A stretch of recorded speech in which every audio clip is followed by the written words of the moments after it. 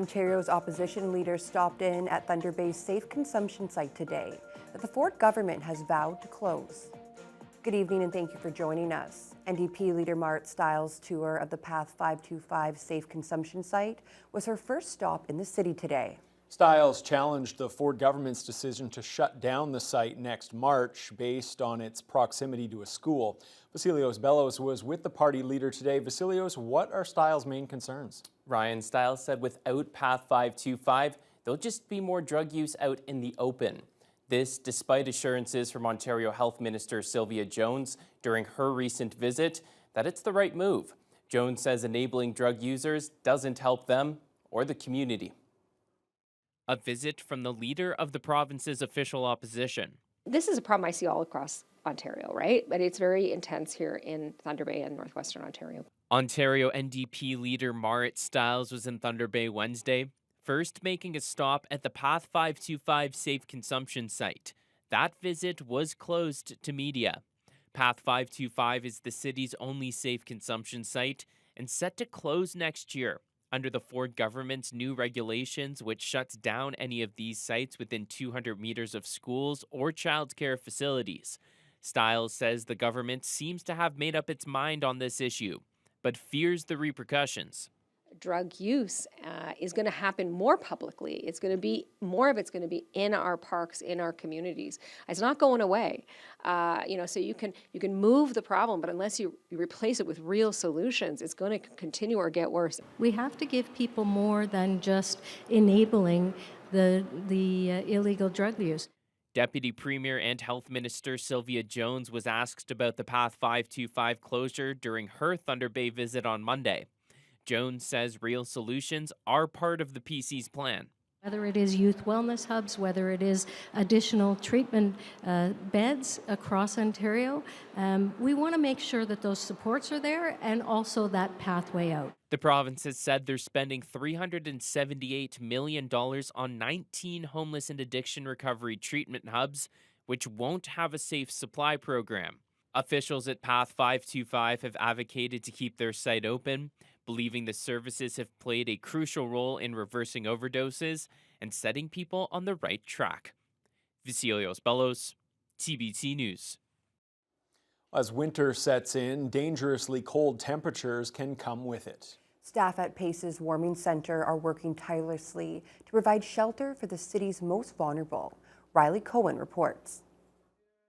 As the city's homeless crisis continues to worsen and temperatures continue to drop, organizations supporting the population are providing life-saving services. That includes the PACE Warming Centre, with Executive Director Georgina McKinnon explaining their all-hands-on-deck approach. We've seen an upflow in traffic for sure. We've hired more staff and we've extended our hours. We're now open 7:30 a.m. till 7 p.m. minimum. If needed, we can open earlier or later. We've increased our donations call out that we've done, and the people have been amazing. So we've brought in a lot of donations, clothing, food, snacks. PACE is seeing more and more visitors each day, but as Christopher Pyrick explains, it's not just a warming center. Well, the warming center is more than just a warming center. It's a battle for a way of life and keeping that way of life. The fact of the matter is that a crisis is a crisis. When they say housing crisis, they absolutely mean that. This here represents for me the last stop to something else entirely. In addition to offering warmth, the center provides hot meals, internet and computer access, a television, a pool table, clothing, and more. But the real crowd favorite? Hot chocolate. During a visit this week to Thunder Bay, Deputy Premier and Ontario Health Minister Sylvia Jones talked about permanent solutions to get people off the streets. We want to make sure that those supports are there and also that pathway out. I feel, and our government feels very strongly, that the way to give people hope is to actually offer them alternatives, and that's what we're doing with our Heart Hub model and the investments we're making in mental health and addictions. For those looking to help, donations of clothing, blankets, snacks, and of course, hot chocolate are always needed and greatly appreciated. As the cold sets in and foot traffic increases, the support of the community is more important than ever. Riley Cohen, TBT News. 20 all-gender beds on the city's south side will give the homeless a warm place to stay during the winter. They're operated by Urban Abbey, thanks to $80,000 of DSAB funding. The new Simpson Street location provides overflow spaces for Grace Place, the Salvation Army, and Shelter House. All the beds and blankets were donated by the Red Cross. The new location is an addition to the 20 female beds Urban Abbey already operates at its Red River Road location. Board Chair Scotland Morrison says this service is key to getting people off the street and on the path to permanent housing. There needed to be more spaces added to help sort of facilitate that transition from tent to like a heated space that has blankets and cots and warm food, warm drink, that kind of thing. Help people get a wonderful night's sleep so that they can make their best decisions during the day. The new location hasn't hit capacity yet, but is expected to as temperatures continue to drop. A threat made last night caused Woodcrest Public School to close for the day. That was confirmed this afternoon by the school board. Thunder Bay Police say they've been investigating the incident but haven't provided any specifics about the threat. There's no word yet on when the school will reopen. The union representing local prison guards says inmates won't be able to return to the Thunder Bay District Jail at least until the new year. The 100-year-old jail has been empty since November 25th after the main boiler failed. Even though there's a backup system, about 180 inmates still had to be evacuated and relocated to prisons across the province, including the Thunder Bay Correctional Centre on Highway 61. This is the first evacuation ever at the district jail. For the second time in 2 weeks, Prime Minister Justin Trudeau held a virtual meeting with Canada's premiers this afternoon. At issue was the threat of American tariffs on Canadian exports. Ontario Premier Doug Ford has spent a lot of time on U.S. television recently, trying to make Canada's case to American viewers. CTV's Siobhan Morris explains. The Premier's expectation of this meeting, a serious, lasting plan to beef up the border. More boots on the ground and boats for places like Windsor. The little, police services down there, they have to patrol the water. CBSA doesn't even have a boat to patrol the water, which is staggering. While the Prime Minister is captain of the Team Canada approach premiers are calling for in the face of Donald Trump's tariff threat, Doug Ford's doing some freelancing on the line with American political leaders, including a Florida congressman earlier today. It's on a daily basis. We're out there talking about the great relationship that we have with the United States, and it needs to continue. It's a message Ford's been taking directly to American TV audiences the last 24 hours on Fox News. If the president had a few minutes, I'd be down there in a heartbeat. Today on MSNBC, focusing less on any weakness at the border. Put that aside, because Ron and I agree, we can fix it. Trying to stress the pain that would come on both sides of the border with hefty tariffs. If someone in Texas is buying a pickup truck that's produced outside of Toronto at the GM plant, they're typically paying $60,000. You put tariffs on that, that's going to be $75,000. It's hurting the American people. Ford has been open to retaliatory tariffs, but said this morning he wants to see how dealing with the border first could help. Political analyst Scott Reed says Canada may need to trade a carrot for a stick sooner rather than later. If you're going to proceed with these tariffs, you put us in a position where we must proceed in this way, and here's our list of tariffs. I think at some point you have to show a little strength when it comes to dealing with Trump, because he does not respect silence. He interprets it as weakness. And that was CTV's Siobhan Morris reporting. A staple of Thunder Bay's south side has been demolished after 2 years of deterioration. The former European bakery on Simpson Street was torn down on Monday. The demolition comes after the building was severely damaged by a 2023 fire. The city acquired the land through a failed tax sale process last summer and worked with an engineering firm to see if it could be salvaged. The old bakery was then further damaged in April by a pickup truck. An assessment recommended that the building be demolished. The city is exploring options for the redevelopment of the land. The city is looking for input on sculptural artwork for Red River Road. It's part of the Northside Revitalization Project, and the work is expected to be unveiled next summer. Jaden Billick has the story.